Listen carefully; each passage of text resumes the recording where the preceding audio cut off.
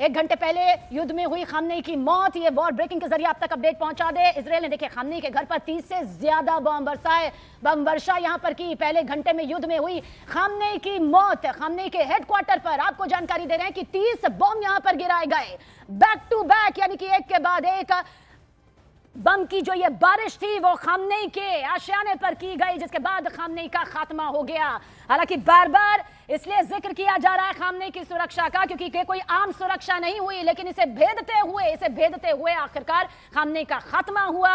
और फिर Israeli media के जरिए इस बात की पुष्टि कर दी गई कि खामनेई का खात्मा हो चुका है, खामनेई की मौत हो चुकी है और 40 दिन का शोक भी यहां पर तय कर दिया गया है। लेकिन बता दें आपको, खामनेई के घर पर 30 से ज्यादा खतरनाक बम गिराए गए। ये कोई आम बम नहीं थे, ये वो बम थे जो कि अपने टारगेट पर निशाना साधते हैं और उसको पूरी तरह से सतह से भी नीचे भेद देते हैं। और उसके बाद, क्योंकि ऐसा नहीं था कि खामनेई की सुरक्षा को लेकर किसी तरह की कोई लापरवाही बरती गई होगी, लेकिन जिन ताकतवर हथियारों का जिक्र हम बार बार करते हैं जब भी युद्ध होता है और बताते हैं कि किसकी सैन्य ताकत किसके पास ज्यादा है और किसके पास वो हथियार, वो वेपन मौजूद है जो कि टारगेट को निशाना साधने की कुवत रखते हैं और किसी भी तरह से कोई मौका अपने दुश्मन को बचने का नहीं देते। शैलेंद्र, एक बार फिर से आपकी तरफ रुख करेंगे।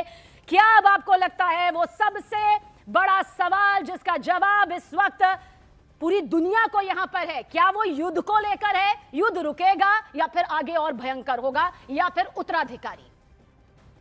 देखिए, इस वक्त सबसे बड़ा सवाल यही है कि युद्ध कब रुकेगा, क्योंकि देखिए जिस तरह से अमेरिका ने साफ कर दिया है कि वो उस युद्ध को रोकने में फिलहाल दिलचस्पी नहीं दिखा रहा है और वो कह रहा है अमेरिका की जब तक जरूरत होगी तब तक इस युद्ध को आगे चलाया जाएगा। लेकिन वहीं इसी बीच ईरान की तरफ से जो कार्रवाई की जा रही है वो इस कार्रवाई को कितना लंबा खींच सकता है। कल एक स्टेटमेंट सामने आया था जहां पे हमने देखा था कि उन्होंने कहा कि जो हमारा स्टॉक पाइल है उसको तो छोड़िए, हम अब वो मिसाइल यूज कर रहे हैं जो बिल्कुल आखिर में है स्टॉक पाइल के। यानी कि ईरान ये दावा कर रहा है कि उसके पास स्टॉक पाइल में बहुत से मिसाइल्स हैं और जिस तरह से जिस लेवल पे इस वक्त ईरान जो है वो मिसाइल्स दाग रहा है, ना सिर्फ यूएई पर बल्कि सऊदी अरब ब्रेकिंग इस वक्त आप तक पहुंचा दे, जानकारी आप तक पहुंचा दे। देखिए कहीं CIA अमेरिका की वो खुफिया एजेंसी, वो सबसे ताकतवर एजेंसी जिसके जरिए क्या कुछ यहां पर कहा गया है, ईरान ने दुबई में CIA के ठिकाने पर हमला किया है। ये बड़ी अपडेट आप तक पहुंचा रहे हैं। CIA अमेरिका की वो सबसे ताकतवर महाशक्तिशाली एजेंसी है जिसके चलते यहां पर बहुत सी बड़ी खबरें निकलकर सामने आती है और इसी पर हमले की ये बड़ी खबर है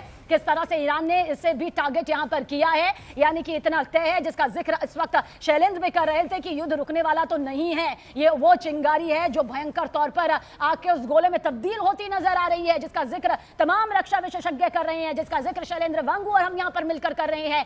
CIA अमेरिका की सबसे बड़ी खुफिया एजेंसी, बहुत बड़ी खबर आप तक पहुंचा दे। ईरानी सेना कुछ ही देर में अपने हमले और ज्यादा खौफनाक और ज्यादा तेज कर सकती है।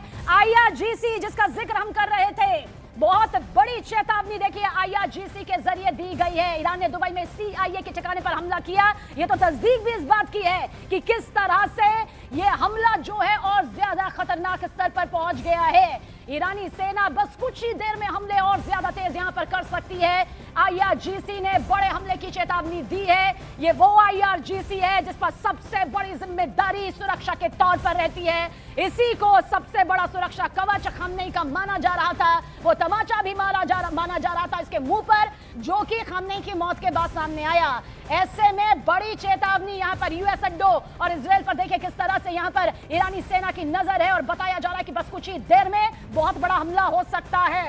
हालांकि अमेरिका के जरिए, ट्रंप के जरिए कह दिया गया है कि अगर अमेरिकियों को कोई नुकसान पहुंचा तो ईरान को अंजाम बहुत बुरी तरह से भुगतना होगा, बहुत बुरा अंजाम यहां पर भुगतना होगा। ये बड़ी अपडेट आप तक पहुंचा रहे हैं और इसके पीछे की देखिए वजह यही है, अली खामनेई का वो खात्मा जो कि एक बड़ा धक्का है, एक बहुत बड़ा धक्का है। लेकिन इस धक्के को देखिए किस तरह से अब ईरान में लिया जा रहा है और कहा जा रहा है कि एक बहुत बड़ी चेतावनी है और ज्यादा अंजाम खतरनाक तरीके से भुगतना होगा। देखिए ईरान के सुप्रीम लीडर खामनेई की जो सुरक्षा है ना, वो केवल हथियारों के भरोसे नहीं थी बल्कि भरोसे के दम पर थी, उस ट्रेनिंग और गोपनीयता के भरोसे पर थी जो कि IRGC का सबसे बड़ा हिस्सा माना जाता था। आयतुल्लाह अली खामनेई की सुरक्षा किसी सामान्य सैन्य पुलिस के जरिए नहीं की जाती थी, बल्कि IRGC की सबसे बड़ी भूमिका इसमें रहती थी। यानी कि सिपाहे वलीए अम्र की वो फोर्स होती थी जो कि इसका सबसे बड़ा हिस्सा यहां पर रहती थी। IRGC की सबसे खास और गोपनीय इकाइयों में ये गिनी जाती है वलीए अर्म का अर्थ होता है आदेश देने वाले की रक्षा करने वाली सेना, और ये बताना इसलिए जरूरी है क्योंकि अब आईआरजीसी ने बड़े हमले की चेतावनी दी है, इसलिए आईआरजीसी को आप यहां पर समझ लीजिए। और ये बलिए आर्म फोर्स में करीब 10 से 12 हजार वो खौफनाक, खतरनाक, चुनिंदा, जी हां चुनिंदा जवान यहां पर होते हैं जिनका मुकाबला कहा जाता है करने वाले के पास वो कुव्वत यहां होनी चाहिए। यही खामनेई की सुरक्षा में थे, इनके मुंह पर भी एक बहुत बड़ा तमाचा यहां पर लगा, जिसका जवाब देखिए अब आईआरजीसी ने इस बड़े हमले की चेतावनी के साथ में दी है, क्योंकि इसमें भर्ती होना, इसका हिस्सा होना ही बहुत बड़ी कामयाबी के तौर पर देखा जाता था, क्योंकि जो चयन प्रक्रिया होती है ना, ये इंसान को तोड़ देती थी, मानसिक, शारीरिक हर तौर पर, तब जाकर इसमें कोई एंटर कर पाता था। और ये इसलिए जान रहे हैं क्योंकि अब इसी की तरफ से एक बड़ी चेतावनी यहां पर दी गई है। इससे सिर्फ नाम के तौर पर लेंगे आईआरजीसी तो फिर नहीं समझ पाएंगे, लेकिन अगर समझेंगे कि आईआरजीसी के लिए यह कितना बड़ा तमाचा रहा और अब वो बड़े हमले की चेतावनी यहां पर दे रहा है, जिसके लिए वो किसी भी हद तक जा सकता है, किसी भी हद तक गुजर सकता है, तो आप समझ लीजिए ईरान का पूरा सिस्टम अब आईआरजीसी के उस भरोसे पर है, जिसमें वो कह रहा है कि हमला होगा, बहुत बड़ा हमला होगा, बहुत बड़ा, खतरनाक, खौफनाक, दहशत से भरा ये अंजाम जो है अब अमेरिका के लिए सामने आएगा, जिसके बाद उन ठिकानों को, उन बेस को निशाना यहां पर बनाया जा रहा है।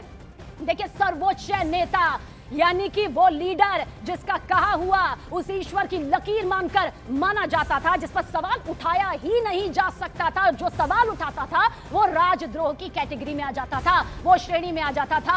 अब उसी का खात्मा यहां पर कर दिया गया है।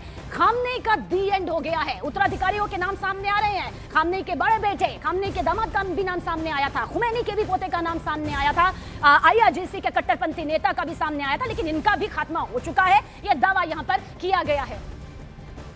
और देखिए, ईरान के मस्जिदों से भी निकलकर यह तस्वीर सामने आ रही है, जहां पर अब लोग रोते बिलखते हुए नजर आ रहे हैं। दरअसल ये वो समूह है, ये वो लोग हैं जिनका खामनेई पर भरोसा है।